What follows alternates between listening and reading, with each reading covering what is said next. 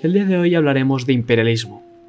Aunque el término hoy en día se utiliza intercambiablemente con colonialismo, expansionismo y militarismo, cuando en círculos de política y especialmente de economía hablamos de imperialismo, nos estamos refiriendo a algo más, algo mucho más complejo. Ahora bien, ese algo más incluiría generalmente el colonialismo, el expansionismo y el militarismo que estábamos comentando antes, pero estos son solo aspectos secundarios del mismo, síntomas del imperialismo. Cuando hablamos de imperialismo, estamos hablando particularmente de un mecanismo económico. Ahora bien, este imperialismo económico puede necesitar la guerra o puede tener lugar de manera pacífica. Puede utilizar el colonialismo y el expansionismo o puede encontrar formas alternativas más eficientes de llevarse a cabo. Para distinguir esta concepción única o actualizada del imperialismo, de las formas anteriores de imperialismo, como la del Imperio Romano, podemos referirnos a este fenómeno moderno como imperialismo capitalista o capitalismo monopolista. Bien, ahora que hemos aclarado lo que no es el imperialismo, hablaremos precisamente en qué consiste el imperialismo tal y como es comprendido en el siglo XXI. El imperialismo capitalista o capitalismo monopolista se refiere a la etapa del capitalismo que se produce después del capitalismo industrial, que surgió a principios del siglo XX y continúa hasta nuestros días. El desarrollo de este capitalismo cuenta con 5 etapas y ahora las vamos a explorar. Estas tienen que seguir este orden para poder generar hegemonías imperiales. Primero, la libre competencia entre capitalistas ha dado lugar a una concentración de la producción y del capital, que ha dado paso a monopolios que ahora desempeñan un papel decisivo en la vida económica. 2. El capital industrial se fusiona con el capital bancario, creando lo que se conoce como capital financiero. Los que manejan este capital financiero controlan tanto la industria como los bancos, se fusionan con el gobierno burgués y logran formar una oligarquía financiera. Por cierto, este paso, antes de seguir con el siguiente, lo exploraremos en un vídeo aparte sobre el capitalismo burocrático, debido a que este paso, con el paso de los años, se ha ido desarrollando y se ha vuelto más y más complejo desde la concepción originaria del capitalismo imperialista después de la Primera Guerra Mundial. 3. En lugar de exportar mercancías, ahora se exporta el propio capital a todo el mundo. Esta exportación de capital, a diferencia de la exportación de mercancías, hace que los países menos desarrollados dependan de las potencias imperialistas. 4. Se forman asociaciones internacionales de capitalistas monopolistas para repartirse el mundo entero entre ellos y repartirse el botín globalmente. 5. Y finalmente, se completa el reparto territorial del mundo entre estas grandes potencias capitalistas que compiten entre ellas. Lenin, que es el que teorizó de este desarrollo del capitalismo antes incluso que acabase de pasar el proceso, resume esto afirmando que el imperialismo es el capitalismo en aquella fase de desarrollo en el que se ha establecido el dominio de los monopolios y capital financiero, en el que la exportación del capital ha adquirido una importancia pronunciada, en la que ha comenzado el reparto del mundo entre los trusts internacionales, en la que se ha completado el reparto de todos los territorios del globo entre las mayores potencias mundiales. Hay mucho que desentrañar de esa frase, así que profundizaremos uno a uno en cada uno de estos aspectos del capitalismo monopolista y sus etapas. Los monopolios son la piedra angular del imperialismo capitalista. Además, estos monopolios son una consecuencia inevitable del capitalismo, volviendo también al imperialismo inevitable. A medida que los capitalistas se apropian del trabajo no remunerado a los trabajadores mediante el trabajo asalariado para realizar sus beneficios, reinvierten una parte de esos beneficios en mercancías, medios de producción y fuerza de trabajo, y acumulan más capital.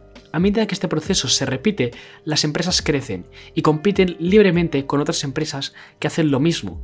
Esto les lleva a empezar a competir fuera incluso de los territorios en los que empiezan.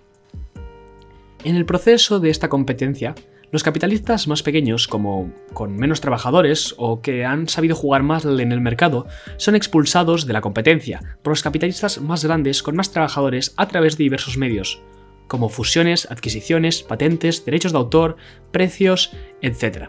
En consecuencia, el capital se concentra cada vez en menos manos, ya que muchas pequeñas empresas se convierten en unas pocas grandes empresas.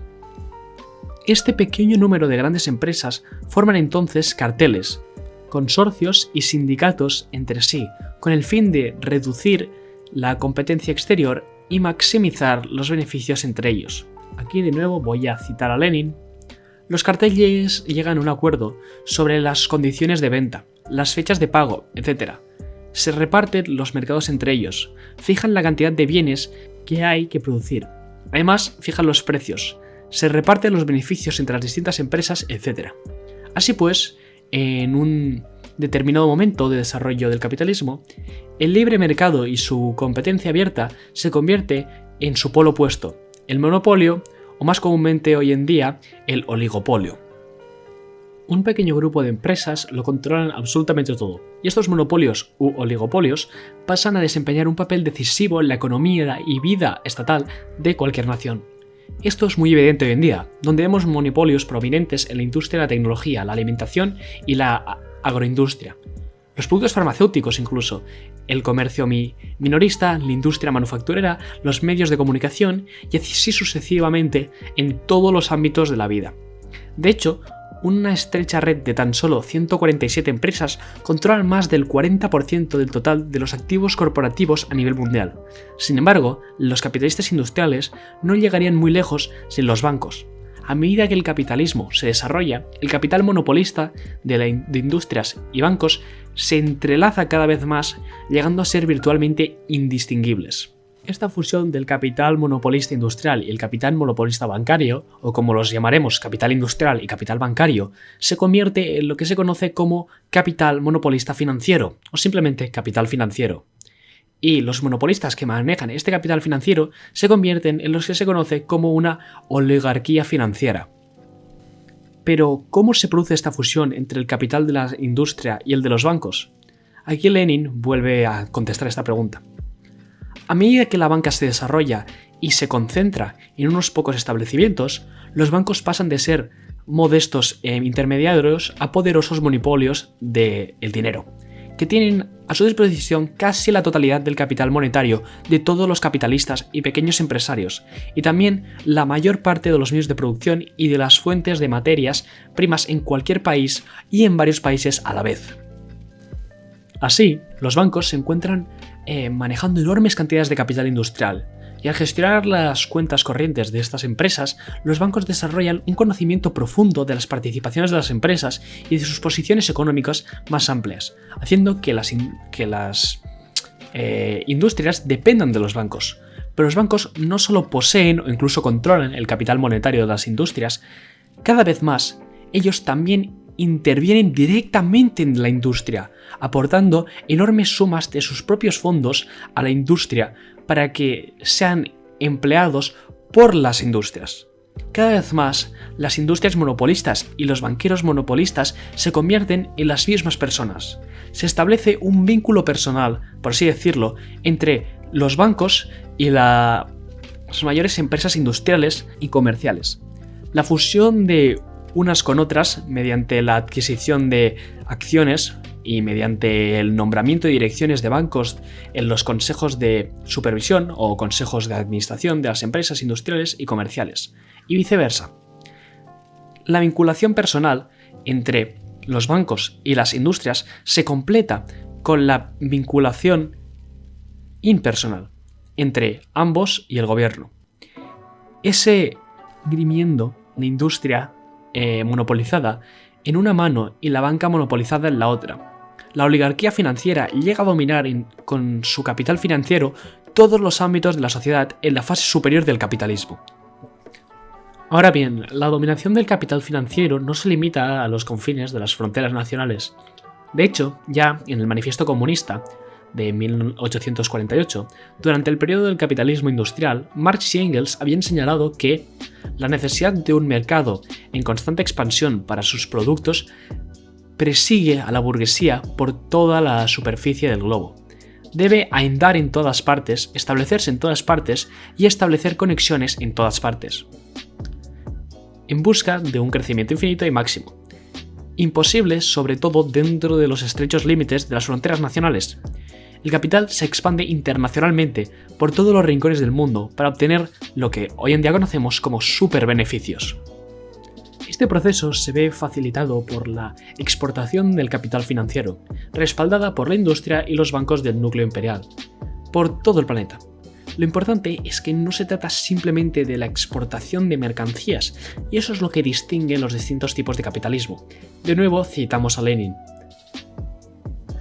Lo típico del viejo capitalismo, cuando la libre competencia dominaba sin fisuras, era la exportación de mercancías, pero típico de la última etapa del capitalismo, cuando dominan los monopolios, es la exportación de capital. En contraposición al comercio internacional básico, la exportación del capital incluiría, en cambio, actividades extractivas como la concesión de préstamos en todo el mundo para generar dinero con los intereses, la creación de empresas en países donde la fuerza de trabajo puede comprarse de manera más barata, facilitando la superexplotación de la mano de obra, y por último, las correspondientes superbeneficios.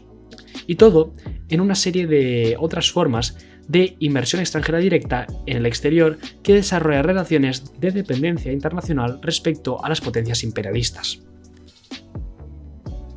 Un ejemplo típico de la exportación del capital que podemos ver regularmente hoy en día sería el de las potencias imperialistas que compran minas en países subdesarrollados y luego envían las materias primas y la riqueza generada por ello de vuelta al núcleo imperial. De esta y otras formas, la oligarquía financiera continúa saqueando el mundo, del mismo modo que se crean carteles, trusts y sindicatos para monopolizar y gestionar los asuntos a nivel local. En la fase del imperialismo también vemos el desarrollo de las asociaciones capitalistas monopolistas internacionales para gestionar estos monopolios a nivel global. Ejemplos destacados de asociaciones capitalistas monopolistas internacionales que aplican el imperialismo en la actualidad serían las Naciones Unidas, el Banco Mundial, el Fondo Monetario Internacional, el Banco Industrial Chino y la Organización Mundial del Comercio. Aunque la mayoría de los países del mundo forman parte de estas asociaciones, las potencias imperialistas como Estados Unidos y el Reino Unido monopolizan estas instituciones por diversos medios. Por lo general, al ser las que más contribuyen financieramente a estas instituciones y las que tienen las mayores participaciones, las potencias imperialistas poseen la mayor parte de los derechos de voto, que pueden utilizarse para imponer sus políticas preferidas a las naciones oprimidas. Lo vemos concretamente, por ejemplo, con el FMI y el Banco Mundial, en los que los Estados Unidos, por sí solo, poseen más del 70% de los derechos de voto de cada uno. También podemos señalar a la Unión Europea como una asociación capitalista monopolista internacional, hoy dominada principalmente por la alianza imperialista de Alemania y Francia. Por último, la etapa del capitalismo monopolista se caracteriza por la finalización de la división territorial de cada rincón del mundo y potencialmente la redivisión más allá de esto. Cuando Lenin escribía Imperialismo, la fase superior del capitalismo, en 1916, se refería principalmente a la división territorial mediante el proceso de colonialismo. El mundo acababa de presenciar la lucha por África de finales del siglo XIX, en la que las potencias europeas occidentales se repartieron casi todo el continente africano entre ellas, fijando sus esferas de influencia y creando sus hegemonías imperiales. Sin embargo, el control político directo del colonialismo provocaba a menudo rebeliones armadas contra los imperialistas, por lo que a lo largo del siglo XX las potencias imperialistas se inclinaron por lo que hoy en día conocemos como neocolonialismo. Con el neocolonialismo, los países podían ser nominalmente independientes desde el punto de vista político, pero desde el punto de vista económico seguirían estando dominados por las potencias imperialistas y dependiendo de ellas. Vemos esta situación en numerosas antiguas colonias de todo el mundo que ahora se han convertido en lo que entendemos como semicolonias. Por lo tanto, cuando hablamos de la división territorial del mundo actual, nos referimos principalmente a las esferas de influencia que se mantienen con el neocolonialismo, aunque todavía quedan algunas colonias completas. A diferencia del colonialismo directo, en la que una colonia estaría dominada principalmente por una potencia imperialista, el neocolonialismo permite que varias potencias imperialistas exploten simultáneamente determinadas semicolonias. Un país que fue colonia británica puede ser ahora una semicolonia de Gran Bretaña, Estados Unidos y la Unión Europea, con cada una de estas potencias imperialistas trabajando conjuntamente para superexplotar la semicolonia y canalizar parasíticamente la riqueza y los recursos hacia sus respectivos núcleos imperialistas. Hoy hemos echado un vistazo a los rasgos definidos de la fase superior del capitalismo, el imperialismo. En primer lugar, como resultado de la concentración y la centralización del capital, se elimina la libre competencia y los monopolios pasan a dominar y desempeñar un papel decisivo en las vidas económicas. En segundo lugar, mediante la fusión del capital industrial y el bancario, se crea el capital financiero. Los monopolistas que manejan este capital financiero, también conocidos como la oligarquía financiera, pasan a dominar y a desempeñar papeles decisivos en todos los aspectos de la sociedad. En tercer lugar, este capital financiero se exporta más allá de las fronteras nacionales a todos los rincones del mundo en búsqueda de superbeneficios que luego se envían de vuelta al núcleo imperial. En cuarto lugar, se forman asociaciones capitalistas monopolistas internacionales para dividir y gestionar las esferas de influencia de las potencias imperialistas, también conocidas como hegemonías imperialistas. Y quinto, la totalidad del mundo se divide territorialmente por estas potencias imperialistas, antes mediante el colonialismo y ahora mediante el neocolonialismo. En estas nuevas neocolonias se establece un nuevo sistema. Un sistema de Estado completamente distinto al del centro imperial, lo que hoy en día entendemos como el capitalismo burocrático. Pero este tema es tan complejo que lo dejaremos para el próximo vídeo. Aún así, si queréis seguir aprendiendo del tema, aquí os dejaremos una recomendación de libros. Las tres lecturas principales que recomendamos son Imperialismo, el estado más alto del capitalismo, de Lenin. Luego, para entender cómo el capitalismo y el imperialismo se han desarrollado desde la escritura de ese libro, recomendamos Neocolonialismo, el último estado del imperialismo. ¿Vale? Voy a intentar pronunciar el nombre del autor, que es Kwame Nkrumah. Me sabe mal si he pronunciado mal su nombre. Además creo que lo he pronunciado de manera ligeramente francesa, lo cual no creo que le haga mucha gracia al escritor si hoy en día estuviese vivo, debido a que vivió en un territorio ocupado por los franceses. Así que eso, lo siento. Y luego, por último, para entender el capitalismo burocrático, sería La forma de las cosas que te están por venir, de J.S. Kay. Este último recomendamos leerlo con un poco de ojo crítico, debido a que el autor tenía posiciones bastante extrañas.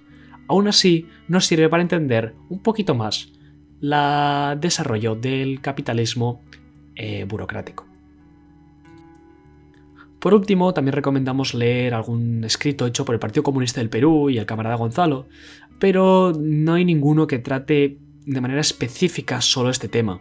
Así que recomendamos simplemente hacer una lectura general y marcar lo que esté relacionado con el tema. Sin nada más que decir, gracias por ver el vídeo.